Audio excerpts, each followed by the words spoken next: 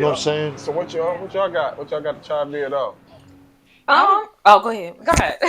I was just gonna Oh, stay come on the on now, source. let's No, go. no, no, Come no. on. I'll Oh, stay let's on the go. source award. Just one more question. So, correct me if I'm wrong. Are you guys doing a documentary right now on the source? You know what? Because me and Dave ain't fucking with each other right now. He's doing his, I'm doing mine. Okay. And the thing is this, right? This is what people don't understand. This is where what you say comes so important. This is why she says, I just know you was the face, and that's pretty much what it is. And it's sad that me and Dave are like this. It's more so Dave. You know, Dave ain't really fucking with me for whatever his reasons are. But we was together for that's my brother and I love him. And we went through a lot. Like for a white guy to go through the shit, because remember back then it was a lot. It was a lot going on. Like it was a lot of it was beefs, it was crazy shit. I could tell y'all it was nuts back then.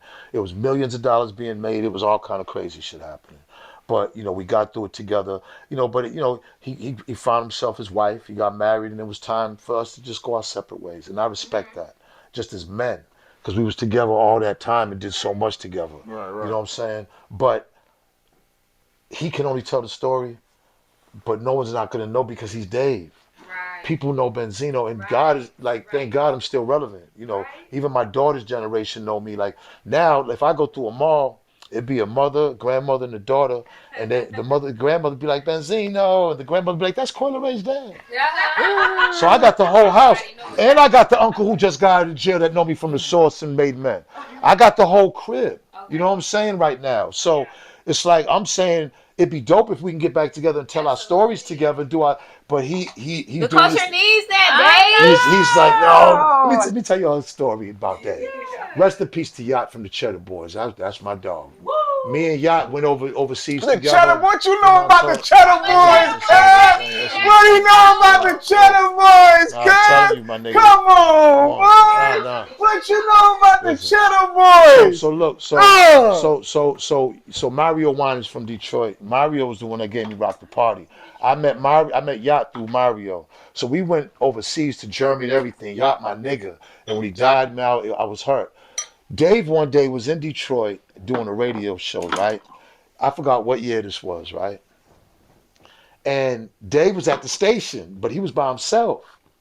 So Dave said, because you know how the stations got the old school stations got the big window where you could see like if you go on the station, you could see the control room through a big glass Right. window. You know what Like I'm saying? Martin. It's like right, exactly, exactly. So Dave said that he's like, called me, he's like, yo, it's like Eminem's here with all the security.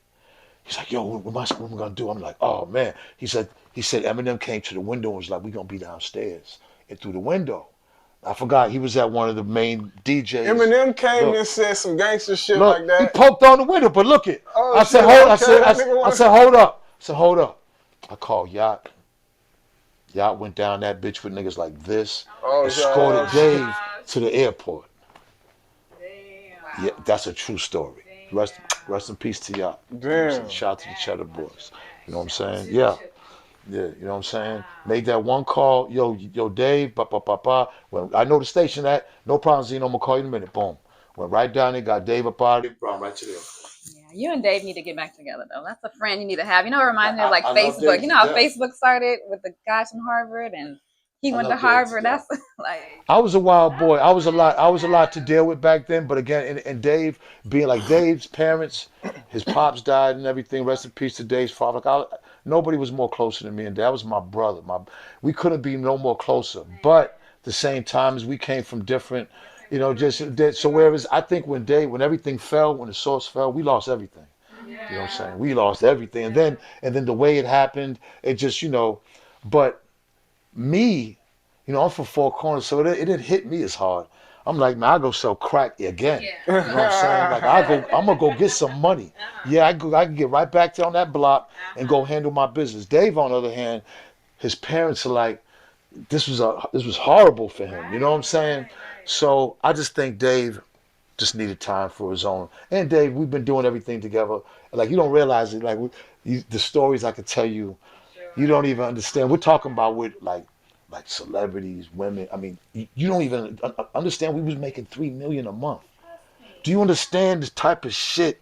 And I had like a 10, 20 man crew, and I was staying in like hotels that cost like 900. a night, right? And then my crew would be in rooms that would be like 400 a night, and it's room service, and we'd be there for months. So do the bill. You know what I'm saying? For months, like I wasn't leaving, and then I was partying hard. I was doing all kind of drugs and shit. I was wild. I was a wild boy, and man, it was like, man, listen, I had a hit record. The Source was making millions. It's just we had the Source Awards on TV. We in Miami. It just was like everything went by with a blur. Because all I was just like women, drugs, money, fucking give all my family and friends all kind of money. Here, take this. Just come on. I just bought a club for $2 million just to give away the liquor when you come. Like it just went by with a blur. I had no value for money. Everything, because I always wanted to be a big rapper, right? Even when I, because rap, I was 11 years old when I was introduced to rap. My grandfather in the Bronx, he had a house, and I was in the basement, and I got introduced 11 years old with "To Be Real." Then my uncle taught me how to scratch, and then I go back to Boston. I'd be shipped back and forth because all my father's Puerto Rican family was from New York. So hip hop and selling drugs was always a part of my life. And it's like I always wanted to be big in hip hop. It's just that I got big with the Source and got money from the Source. My music, I did have a hit with Rock the Party, but people was always mad because they're like, oh, he gets special treatment in the Source, and man, fuck that shit, and his music sucks, and his rapping sucks. And if you ask me, I'm gonna be honest, if you ask me, if I wasn't, Benzino had to have some joints against Eminem, because if I wasn't, I'm like his arch enemy. We will die. And people will always bring up Benzino and Eminem. You cannot go around it. If I wasn't that much of an MC or didn't have the songs, nobody talks about MGK and Eminem that much. Nobody talks about all the millions of women he done dissed, you know what I'm saying, and him. Who they talk about? Benzine to this day, 20-something years of this. So we both got grandkids now. We both got granddaughters around the same time. It's crazy how our daughters had their babies in the same year and everything. We both because remember he said I was the grandfather of rap. Yeah. No, motherfucker, you got your grandbaby first. Yeah. But listen.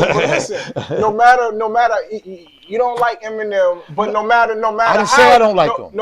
I never said that. I never said I don't like him. Both of you guys are gonna go down in the history of hip hop, bro. No, both of you guys. Let me give Eminem his flowers. Let me give his flowers. Both of y'all flowers. No, I appreciate you. Both of you guys are going down in the history. But let me give him his flowers. Let me give Eminem flowers, right? His flowers are what I think he contributed to hip hop. So of course he crossed over rap to a whole group of people that would have never fucked with rap. And regardless if they mess with black people or not, that's still big. Because they deserve to listen to who the fuck they want to listen to. All right, I get that. My younger Zeno is rebellious and revolutionary. White people, it's not fair. That's how I grew up. That's how I came out of Boston. I was stabbed up by white dudes. So you gotta understand, that was my younger me. Now that I'm older, I realize, everything is for a reason. And you know what I'm saying? When he got on stage with Obama to support Kamala, that shit that kind of threw me for a loop. I was like, okay, you know what I'm saying? Like, it's like him recognizing that really ran up the points with me with me in that moment, because I'm like, at the end of the day, man, that's all you want. You want to show, because the only thing that's fucking us up on this earth, racism, is still fucking us up heavily, because that affects everything, believe it or not. It affects our jobs, how much money we get, what we do. There's always a disparity of white and black, all right? It starts with racism. Yeah. All right, okay. So if the biggest motherfuckers who are white, who came out of our culture and our platform, if he did more shit like that, I would have never wanted Eminem. I would have never. It ain't nothing like, you got some rap guys around you, and that was nothing but some label and money shit. Yeah. Because them niggas it don't even look like he fuck with them niggas anymore. Right. Who you referring to? Obi Trice. I was gonna say D12. All the niggas. Yeah. Okay, I was gonna say he had a whole group with all but black he don't really. He fuck with one of them now. You know what I'm saying? But my point is, he still fuck with Bizarre. But not really. You know what I'm saying? This nigga got mega millions. Yeah, Bizarre should be driving a fucking see.